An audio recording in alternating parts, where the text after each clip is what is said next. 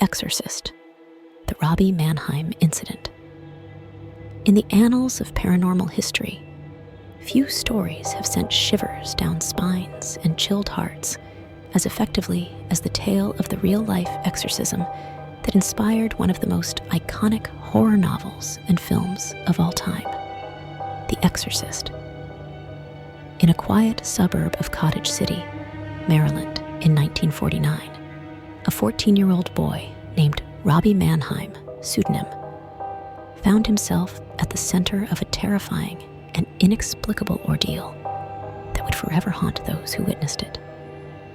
Nestled amidst tree-lined streets and neatly kept houses, Cottage City was the very embodiment of tranquility.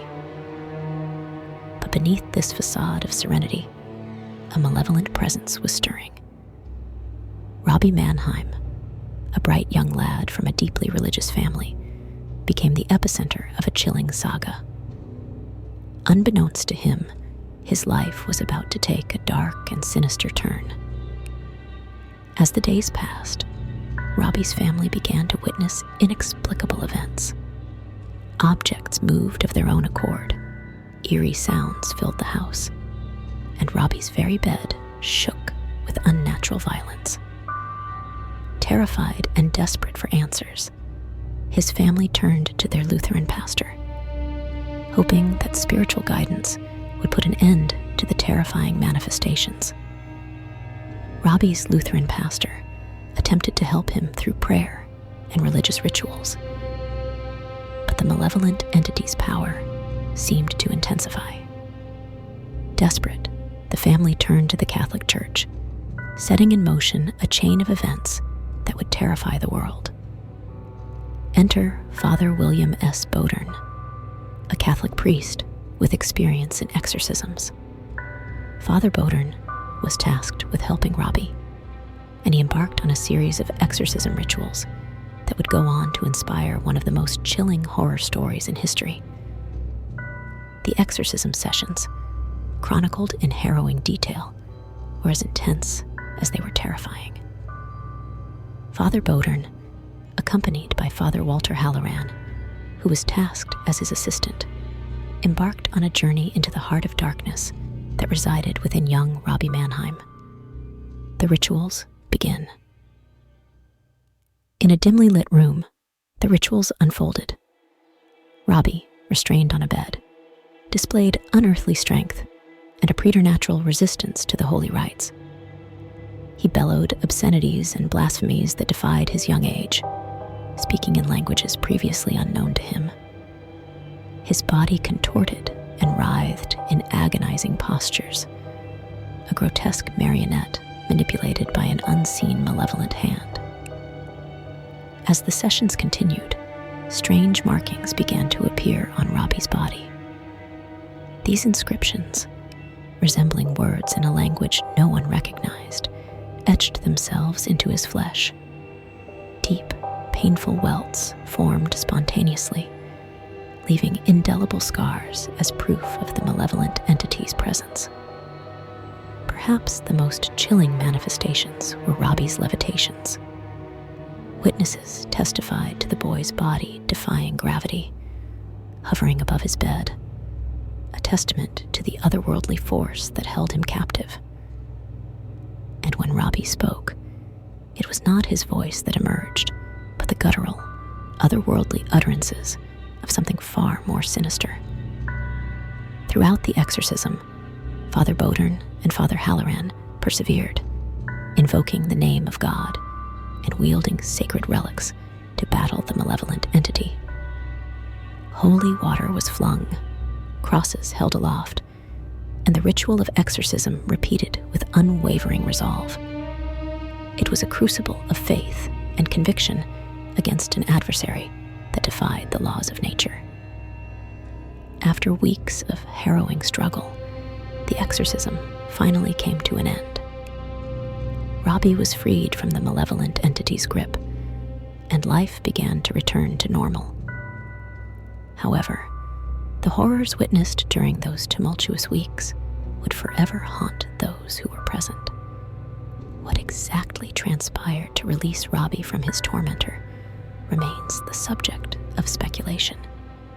Some suggest that the culmination of the intense rituals, combined with unwavering faith and the unyielding determination of the priests, broke the malevolent entity's hold.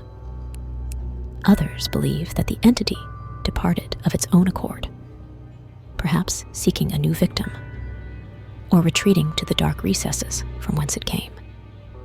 The enigma surrounding the cure persists, and the true nature of the malevolent force that tormented Robbie Mannheim remains hidden in the shadows. Despite the conclusion of the exorcism,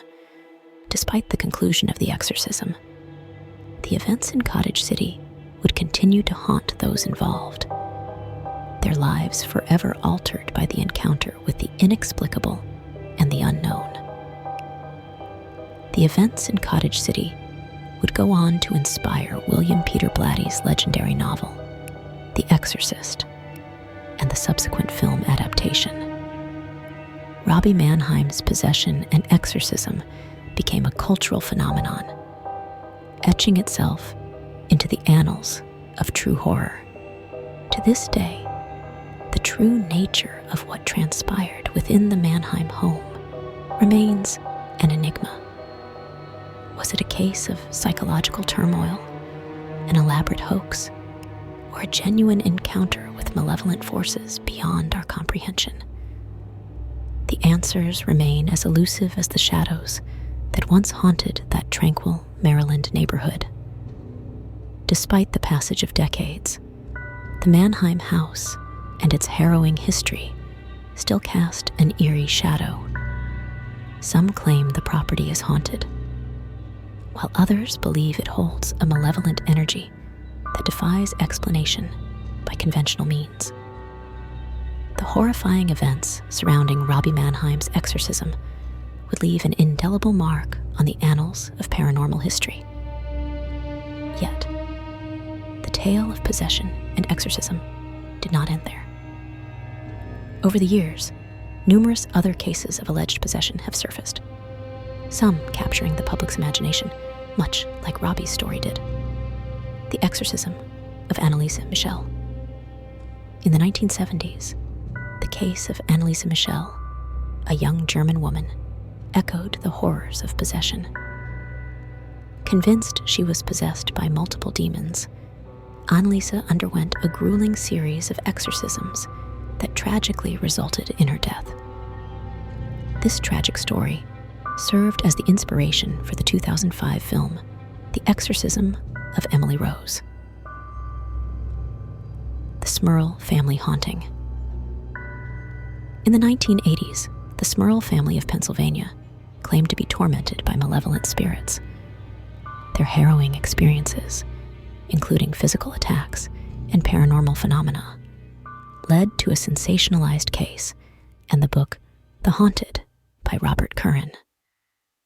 It was adapted into a 1991 TV movie, The Haunted, which captivated audiences with its portrayal of relentless paranormal torment.